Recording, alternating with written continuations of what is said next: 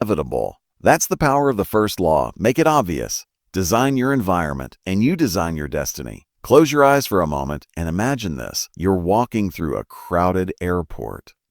You've been traveling all day, exhausted, hungry, waiting for a delayed flight. You pass a coffee shop and instantly, before you even think, you feel it. That smell, the roasted beans, the warmth in the air, the sound of milk frothing. You can almost taste the comfort before you've taken a single sip. That's not coincidence. It's chemistry. It's your brain associating a sensory cue with a deeply rewarding experience. That is how desire works. We often think we act because of logic.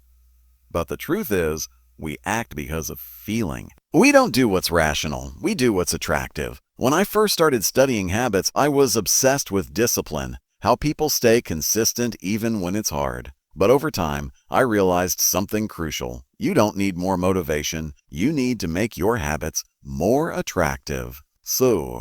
Because when something is attractive, motivation takes care of itself. We naturally gravitate toward things that promise pleasure or relief. The coffee, the scroll, the cigarette, the comfort food. We don't crave the thing itself. We crave the feeling it gives us. So if you want to change your habits, don't start by fighting your cravings. Start by harnessing them. Let me take you back to a fascinating piece of research. In the 1940s, two scientists, James Olds and Peter Milner, inserted tiny electrodes into the brains of rats to study the neurological basis of motivation. They accidentally placed one of those electrodes in the mesolimbic pathway, the brain's reward center. Every time the rats pressed a lever, they received a brief pulse of electrical stimulation to that part of the brain. The result? They pressed the lever again and again and again. In fact, some rats pressed the lever thousands of times per hour until they collapsed from exhaustion. They ignored food, water, even sleep. They weren't addicted to the shock. They were addicted to the anticipation of the reward. And that's when scientists discovered the real driver of desire, dopamine. Now here's the twist. Dopamine isn't just released when you get the reward. It's released when you expect the reward. That means it's not the coffee that excites you. It's the smell before you take the first sip.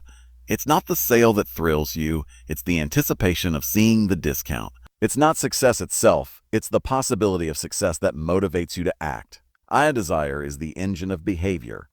This is crucial to understand because it means you can engineer desire. You can make good habits more appealing, not by forcing yourself to like them, but by associating them with positive emotions and rewards. Let me show you how. There's a strategy I call temptation bundling. It's simple. Pair an action you need to do with one